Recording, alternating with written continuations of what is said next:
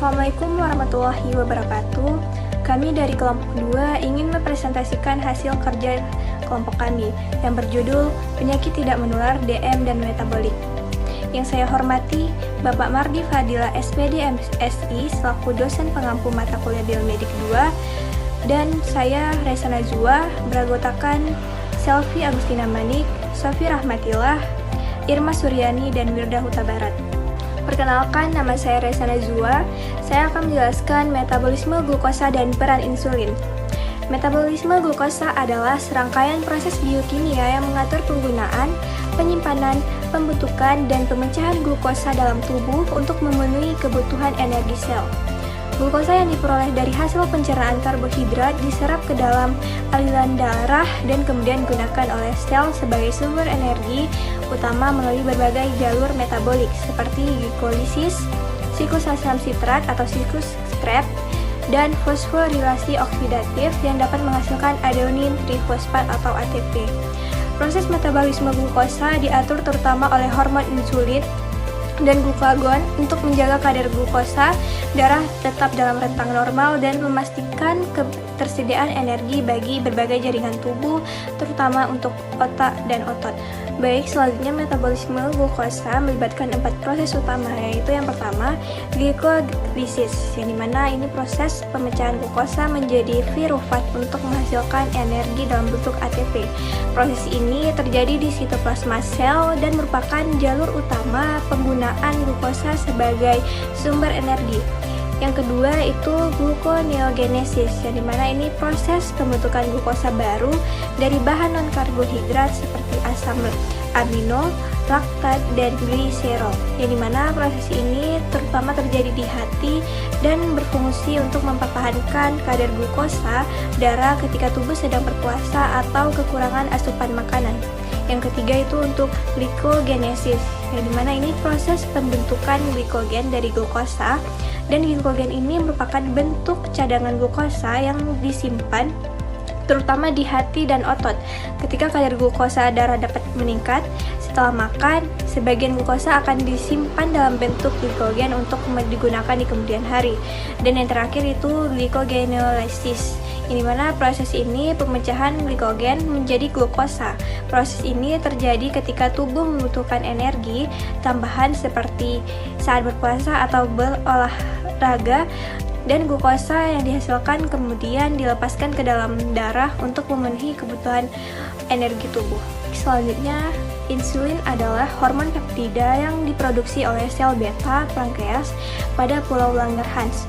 Hormon ini berfungsi sebagai pengatur utama metabolisme zat gizi, terutama glukosa, dengan membantu glukosa masuk ke dalam sel untuk digunakan sebagai sumber energi atau disimpan sebagai cadangan energi. Sekresi insulin meningkat ketika kadar glukosa darah naik, terutama setelah makan. Oleh karena itu, insulin berperan penting dalam menjaga kadar glukosa darah tetap normal serta mengatur metabolisme karbohidrat, lemak, dan protein. Selanjutnya ada peran insulin, yang dimana yang pertama itu untuk menjaga keseimbangan kadar glukosa darah. Insulin berfungsi untuk mengatur kadar glukosa darah yang meningkat setelah makan, yang dimana pankreas akan melepaskan insulin yang membantu glukosa masuk ke dalam sel-sel tubuh untuk digunakan sebagai sumber energi atau disimpan sebagai cadangan energi. Yang kedua itu membantu pemanfaatan protein dan lemak dalam metabolisme energi, yang dimana insulin dapat membantu sel menyerap asam amino untuk membentuk protein serta mengatur penggunaan lemak sebagai cadangan energi. Melalui proses ini, tubuh dapat memanfaatkan zat gizi secara efisien untuk memenuhi kebutuhan energi dan mempertahankan fungsi jaringan. Yang ketiga itu untuk memodifikasi aktivitas enzim metabolik, yang dimana hormon ini untuk mengaktifkan enzim yang mendukung penyimpanan dan penggunaan glukosa seperti enzim yang berperan dalam glikogenesis dan glikolisis, serta menghambat enzim yang terlibat dalam pemecahan cadangan energi. Dengan cara ini, insulin dapat membantu mengendalikan berbagai jalur metabolisme dalam tubuh. Yang keempat itu perannya untuk mengubah kelebihan glukosa menjadi trigliserida. Ketika kadar glukosa dalam tubuh berlebihan atau kebutuhan energi telah terpenuhi, insulin akan merangsang proses lipogenesis, yaitu pembentukan asam lemak dan trigliserida dari glukosa. Trigliserida ini kemudian disimpan dalam jaringan adiposa atau lemak sebagai cadangan energi jangka panjang yang dapat digunakan saat tubuh membutuhkan energi tambahan. Dan yang kelima, insulin memiliki peran untuk membantu pembentukan dan perbaikan otot. Yang dimana insulin ini memberikan efek anabolik yang dapat mendukung pertumbuhan dan pemeliharaan massa otot. Hormon ini dapat meningkatkan masuknya asam amino ke dalam sel otot dan dapat merangsang sintesis protein, sehingga dapat membantu pembentukan jaringan otot baru serta mempercepat perbaikan otot yang mengalami kerusakan setelah aktivitas fisik atau cedera. Perkenalkan, nama saya Firda Tabara. Di sini saya akan menjelaskan pada bagian patofisiologi diabetes mellitus. Yang pertama ada gangguan produksi insulin atau pankreas. Diabetes mellitus dapat terjadi akibat gangguan produksi insulin oleh pankreas. Insulin merupakan hormon yang berfungsi membantu glukosa masuk ke dalam sel untuk digunakan sebagai sumber energi. Pada diabetes mellitus tipe 1, terjadi kerusakan sel beta pankreas akibat proses autoimun sehingga produksi insulin menjadi sangat sedikit atau bahkan tidak ada sama sekali. Akibat kekurangan insulin tersebut, glukosa tidak dapat masuk ke dalam sel dan akhirnya menumpuk di dalam darah yang menyebabkan hiperglikemia. Kondisi ini juga membuat tubuh kekurangan energi sehingga mulai memecah lemak sebagai sumber energi alternatif. Yang kedua ada resistensi insulin atau gangguan kerja insulin. Insulin sebenarnya masih diproduksi oleh pankreas, namun sel-sel tubuh tidak dapat merespon insulin dengan baik. Kondisi ini disebut resistensi insulin dan sering ditemukan pada diabetes mellitus tipe 2. Akibatnya, glukosa sulit masuk ke dalam sel sehingga kadar gula darah meningkat secara bertahap. Untuk mengatasi kondisi tersebut, pankreas akan bekerja lebih keras menghasilkan insulin. Namun, jika berlangsung dalam waktu lama, sel beta pankreas dapat mengalami kelelahan sehingga fungsi produksinya menurun. Kondisi ini banyak ditemukan pada individu dengan obesitas atau sindrom metabolik. Yang ketiga, gangguan metabolisme glukosa, lemak, dan protein. Akibat kekurangan atau resistensi insulin, tubuh tidak dapat menggunakan glukosa secara optimal sebagai sumber energi. Sebagai kompensasi, tubuh akan meningkatkan pemecahan lemak dan protein. Pemecahan lemak menghasilkan badan keton yang dalam jumlah berlebihan dapat menyebabkan ketoasidosis diabetik. Selain itu, kelebihan glukosa dalam darah akan dikeluarkan melalui urin sehingga muncul gejala khas diabetes, yaitu sering buang air kecil, sering haus, dan sering lapar. Jika kondisi hiperglikemia berlangsung terus-menerus, maka dapat terjadi komplikasi kronis seperti kerusakan pembuluh darah, saraf, ginjal, dan mata. Baik, Assalamualaikum warahmatullahi wabarakatuh. Perkenalkan, saya Sofi.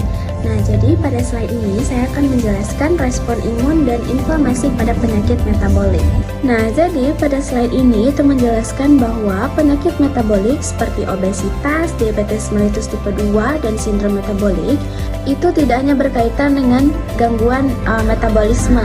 Nah, jadi penyakit metabolik seperti obesitas dan diabetes mellitus tipe 2 itu biasanya ditandai dengan kondisi inflamasi kronis tingkat rendah atau disebut dengan metaflammation. Inflamasi ini berlangsung dalam jangka panjang walaupun tanpa adanya infeksi. Nah, kondisi tersebut biasanya dipicu oleh kelebihan energi yang dapat menyebabkan pembesaran jaringan adiposa. Nah, jaringan lemak yang membesar itu akan melepaskan berbagai adipokin dan sitokin proinflamasi.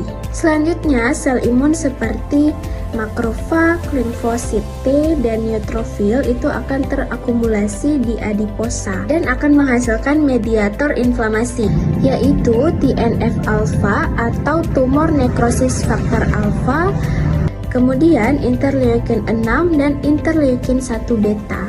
Peningkatan sitokin proinflamasi ini itu akan menyebabkan resistensi insulin, kemudian gangguan metabolisme glukosa, dislipidemia, serta meningkatnya penyakit kardiovaskular. Oleh karena itu, interaksi antara sistem imun dan metabolisme atau yang sering disebut dengan imunometabolisme itu menjadi fokus penting dalam upaya pencegahan dan terapi penyakit metabolik. Nah, mungkin hanya sekian penyampaian materi dari saya. Untuk yang selanjutnya akan dilanjutkan oleh rekan saya. Assalamualaikum warahmatullahi wabarakatuh. Perkenalkan, nama saya Irma Sriani. Jadi di sini saya akan menjelaskan tentang komplikasi diabetes pada berbagai organ. Apa sih itu komplikasi diabetes pada berbagai organ? Itu adalah kondisi ketika kadar gula darah yang tinggi secara kronis, merusak pembuluh darah dan saraf di seluruh tubuh. Nah, akibatnya aliran darah terganggu jaringan tubuh dan kekurangan nutrisi serta oksigen, sehingga memicu kerusakan fungsi pada berbagai organ vital secara perlahan. Nah, berdasarkan data rekam medis pada slide ini, 49,7% pasien DM tipe 2 terbukti mengalami komplikasi kronik, dan 15,2% diantaranya bahkan menderita lebih dari satu komplikasi secara bersamaan.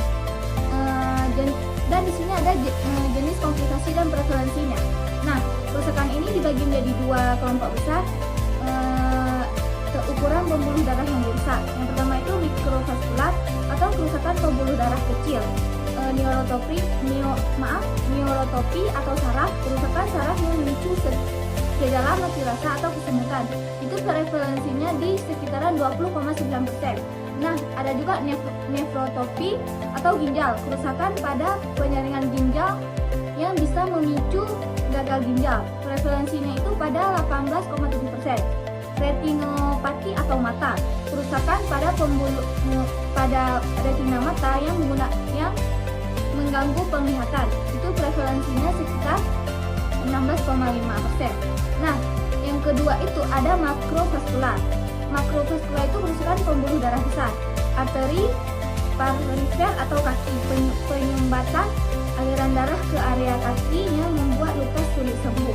Itu prevalensinya di sekitaran di 16,5%. Ada juga kardiovaskular, yaitu jantung, penyumbatan kardiovaskular atau jantung, penyakit jantung koroner. Itu biasanya prevalensinya di 15,3%. Nah, ada juga cerebrovaskular atau otak, penyumbatan pembuluh darah yang memicu stroke, itu sekitaran 12,1%. Nah, jadi diabetes adalah penyakit sistematik yang merusak pembuluh darah dari ujung kepala hingga ujung kaki.